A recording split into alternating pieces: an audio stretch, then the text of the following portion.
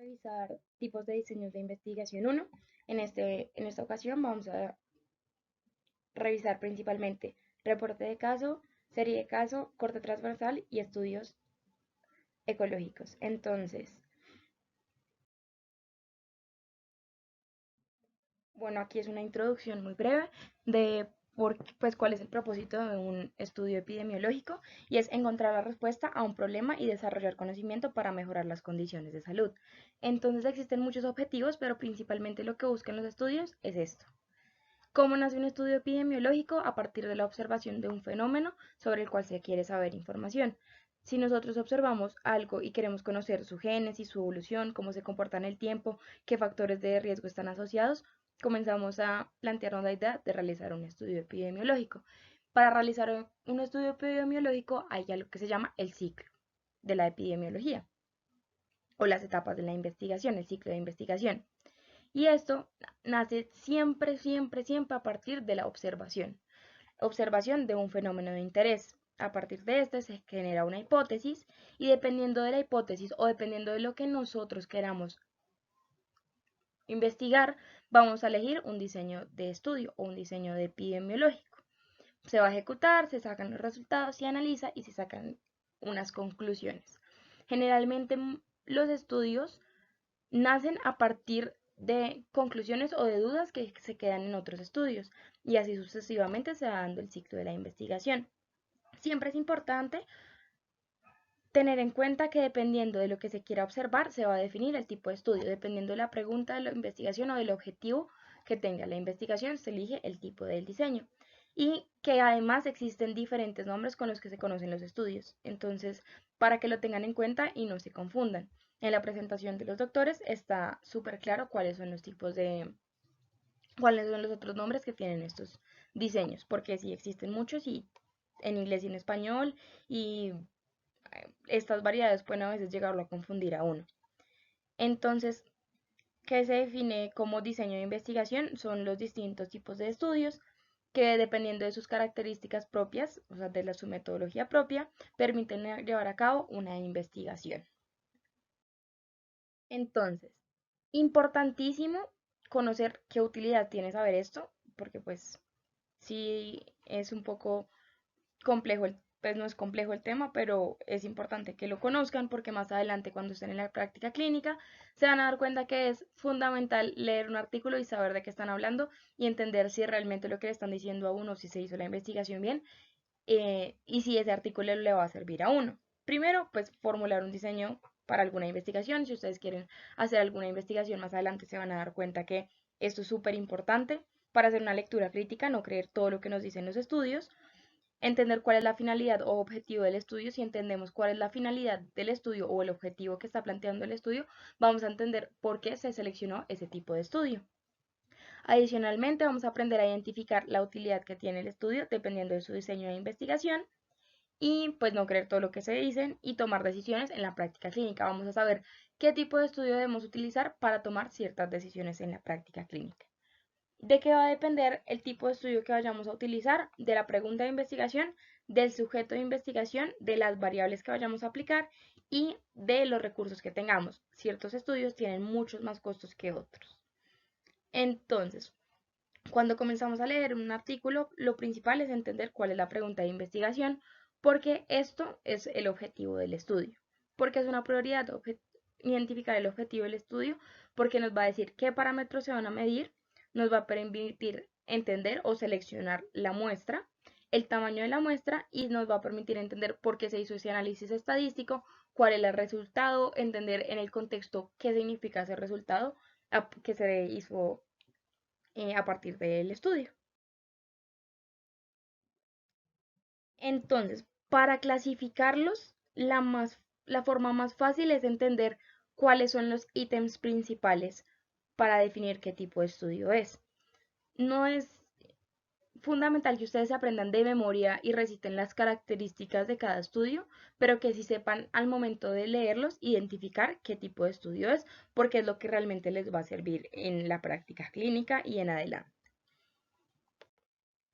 Entonces, principalmente, ¿cuál va a ser el rol del investigador al momento de la asignación de la exposición? Cuando son experimentales, el investigador siempre va a intervenir, siempre va a asignar una exposición. Entonces, estos se caracterizan porque hay una posibilidad de asignación de la exposición, mientras que los observacionales, como su nombre lo indica, el investigador solamente se va a encargar de observar, solamente toma los datos, los observa y los plantea, pero en ningún momento interviene en la asignación de la exposición. Según el objetivo, básicamente lo mismo, si va a ser descriptivo o si va a ser analítico. Cuando hablamos de un estudio descriptivo, hablamos de que el objetivo fundamental es describir las condiciones relacionadas con la salud y sus variaciones según las características individuales, sociales, geográficas y temporales. En este caso vamos a ver más adelante cuáles son los que son de objetivo descriptivo, mientras que los analíticos, su objetivo fundamental es analizar los determinantes o las causas de estas variaciones. Los analíticos van a comprobar una hipótesis, mientras que los descriptivos van a generar una hipótesis según el tipo de direccionalidad, según la recogida de datos que se va a realizar. Cuando hablamos de estudios prospectivos es cuando el individuo inicia en la investigación estando sano y termina desarrollando algún evento de interés. Y el retrospectivo es que el individuo inicia enfermo y nosotros vamos a mirar hacia atrás qué fue lo que ocurrió. Mientras que los que no tienen dirección corresponden a los estudios en donde las variables de resultado y exposición se miden al mismo tiempo. Estos generalmente son los diseños transversales, los van a entender más adelante. Otro ítem importante es la unidad de análisis. La unidad de análisis grupal va a ser generalmente los estudios ecológicos. No vamos a analizar el individuo, sino al grupo de individuos. Y la otra unidad es la individual. Y según el número de mediciones que vamos a realizar a lo largo de la investigación, se puede ser transversal, que se hace única medición, y la longitudinal, que se hacen varias mediciones en el transcurso del tiempo. Entendiendo lo anterior, nos podemos dar cuenta que, dependiendo si el investigador asigna o no la exposición, vamos a irnos para cada lado. El día de hoy vamos a revisar los estudios observacionales, en donde no interviene el investigador para asignar la exposición. En estos vamos a encontrar si existe o no existe grupo de comparación. Si no existe grupo de comparación, vamos a encontrar los estudios descriptivos que vamos a revisar el día de hoy. O sea, hoy vamos a revisar estudios observacionales descriptivos, donde vamos a encontrar los reportes de caso, las series de caso, el corte transversal y los estudios ecológicos. Estos son los que menor grado de evidencia científica aportan por del diseño que tienen. Adicionalmente, los estudios descriptivos son importantes porque nos permiten conocer el perfil de morbimortalidad de una población, nos permiten entender cómo se comporta una población o cómo se está comportando esa población, que si de pronto comienzan a reportar un caso de alguna enfermedad extraña, eso nos permite entender cómo se comporta en especial esa población y nos permiten analizarla en forma de persona, tiempo y lugar. Más adelante vamos a comenzar a ver los diseños analíticos, que son también observacionales, pero hay un grupo de comparación. Y por otro lado ya están los estudios de intervención, que es donde el investigador asigna la exposición y que depende si son aleatorizados o no, van a ser, pues, se van a clasificar. Y lo importante aquí es que entiendan que los estudios de ensayos clínicos son los ensayos clínicos aleatorizados son los que mayor evidencia nos aportan. Entonces, la pirámide que les muestro aquí es para que vean que los estudios descriptivos se encuentran en la base porque son la mayor cantidad de estudios que se encuentran disponibles. Los analíticos son los que siguen y los experimentales están en la punta porque son los que menor disponibilidad hay, son los que menos se realizan, primero porque son mucho más costosos y más difíciles de hacer. Entonces, características básicas de un estudio observacional descriptivo. Primero, que describen los patrones de ocurrencia de un evento, como ya les había dicho, describen cómo se comporta una población, cómo se distribuyen las enfermedades en esa población y es en una población específica durante un tiempo determinado. ¿De dónde vamos a sacar estos datos y por qué es tan fácil, entre comillas, hacer un estudio descriptivo? Porque la información sale de datos censales, de estadísticas vitales, de exámenes de laboratorio, de historias clínicas, de bases de datos de medicamentos, o de cualquier otra información que ya está planteada. Alguien más recolectó esa información y yo voy a hacer uso de esa información para generar mi estudio. Importante que tengan en cuenta, como ya se los dije, estos solamente formulan hipótesis, pero no la van a probar. Responden preguntas de qué, cuántos, quién, dónde y cuándo. Esto es fundamental para entender que es un tipo de estudio descriptivo. Entonces, cuando ustedes más adelante lean un tipo de estudio descriptivo, se van a dar cuenta que principalmente esto es lo que responde. Comenzamos con el reporte de caso. ¿Qué es un reporte de caso? Como su nombre muy bien lo describe, es una descripción de un caso o un grupo de casos, generalmente es menos de 10 casos, en donde se hace una descripción detallada de cómo se comportó fisiológicamente o clínicamente una enfermedad en particular. Sirve mucho para enfermedades nuevas, para cuando se presentan epidemias, porque se comienzan a hacer reportes de casos de cierta patología en especial y para conocer efectos adversos de alguna enfermedad, de cómo se comportó cierto medicamento, de que el paciente se le cambió de tratamiento y tuvo algún efecto adverso. Es un puente entre la clínica y la epidemiología porque nos permite conocer cómo se comporta una población y sirve para estímulo de estudios posteriores. Por ejemplo, aquí les tengo un reporte de caso en donde se habla de un teratoma de tiroides y es un caso de un niño de 3 años, entonces si se dan cuenta se reporta clínicamente cómo se comportó la enfermedad, cuáles fueron los hallazgos, en qué consistió, si hubo alguna recaída y cómo se encuentra el paciente. Este es este reporte de caso de teratoma de tiroides. Entonces, describe un cuadro clínico de alguna enfermedad rara o desconocida, que es un cuadro muy raro. Respuesta clínica a una intervención terapéutica también funciona. La evolución inesperada de un paciente y generalmente lo hacen los médicos especialistas para que su comunidad se entere de cierta enfermedad. Las series de casos se parecen mucho a los reportes de caso, pero cambian en el momento en que el grupo es mucho más grande. Generalmente más de 10 pacientes son los que se incluyen en este tipo de estudios. Es una descripción atemporal, es un grupo reducido, pues siguen siendo muy pequeños, es más de 10 personas, pero es muy pequeño igualmente. En estos la diferencia es que se busca a veces calcular aproximadamente la frecuencia y la causalidad. Como es un grupo de casos, se trata de buscar por qué ese grupo de casos se generó y se busca asociarlo con un evento en particular. Pero es importante que tengan en cuenta que es una evidencia muy débil para probar la causalidad. Son grupos muy pequeños y no se puede sacar conclusiones a partir de estos. Y solamente permiten generar hipótesis a partir de la observación. Se sacan posibles factores causales que posteriormente van a poder ser estudiados en otro tipo de estudios. Y son relevantes para el desarrollo de la medicina moderna porque a partir de esto se sacan nuevos temas y se saca nueva información para buscar asociación causal entre diferentes enfermedades y diferentes factores de riesgo. Los siguientes son los cortes transversales. Estos van a ver que muchas veces se pueden clasificar dentro de la estadística de la parte observacional descriptiva y la analítica. Entonces tienen un doble uso, pueden ser corte transversal descriptiva o corte transversal analítica, dependiendo de los procesos que se hagan a partir de esa observación. En este caso son estudios que también se conocen como estudios de prevalencia de punto o instante porque permiten estimar la magnitud y distribución de una enfermedad o condición de salud.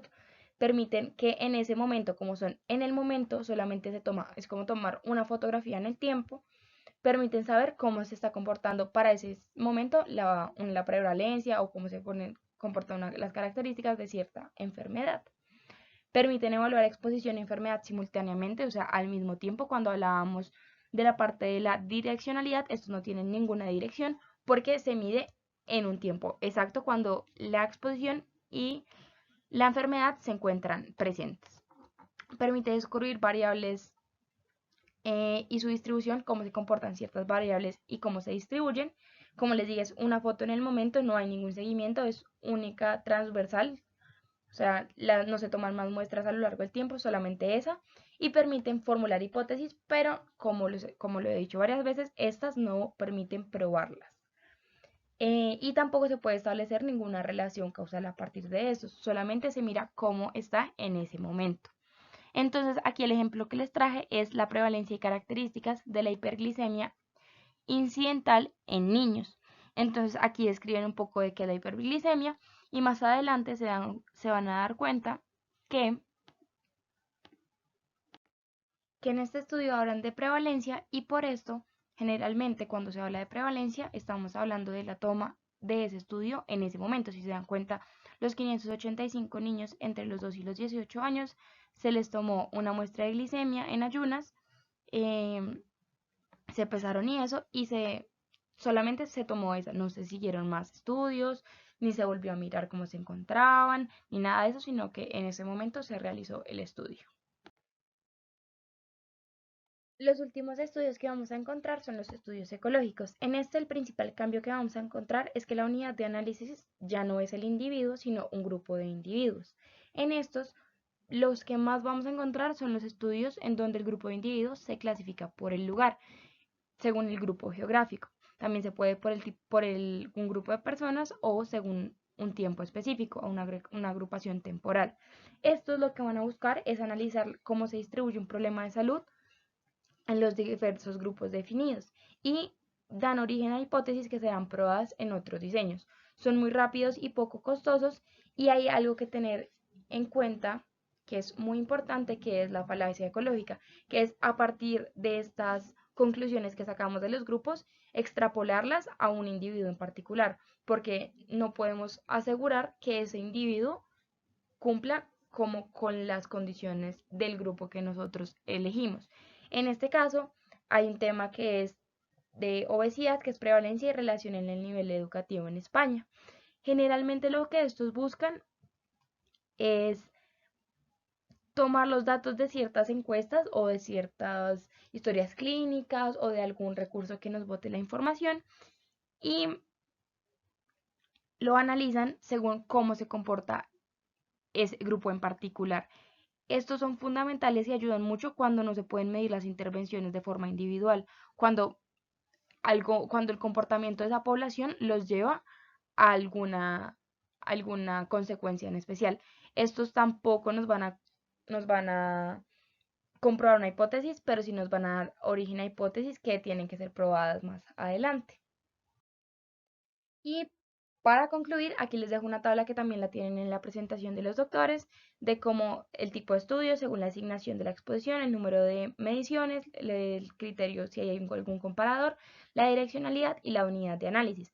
Sin embargo, yo les recomiendo que utilicen el mapa que les dejo, porque con ese mapa, si ustedes lo tienen claro en la cabeza y entienden cómo se va abriendo el mapa y dependiendo de qué vamos a estudiar, vamos a buscar, eso les va a ayudar para poder entender más adelante todos los temas y poder analizar y comprender de qué tipo de diseño nos están hablando.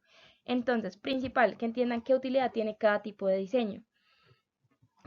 Que también entiendan que dependiendo del objetivo o lo que estemos buscando, se va a seleccionar el tipo de estudio. No todos los estudios nos van a responder todas las preguntas.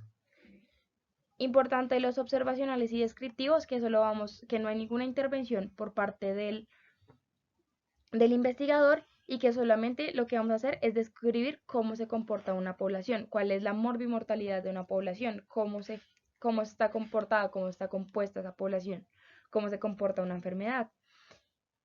También que es la mayor cantidad de estudios que vamos a encontrar, es donde más evidencia vamos a encontrar. Y finalmente, que estos solo van a formular hipótesis, nos responden las preguntas de qué, cómo, cuándo, nunca nos van a responder otro tipo de preguntas. Y para poder comprobar estas hipótesis ya tenemos que probarlas en otros estudios que serán los analíticos que vamos a revisar más adelante.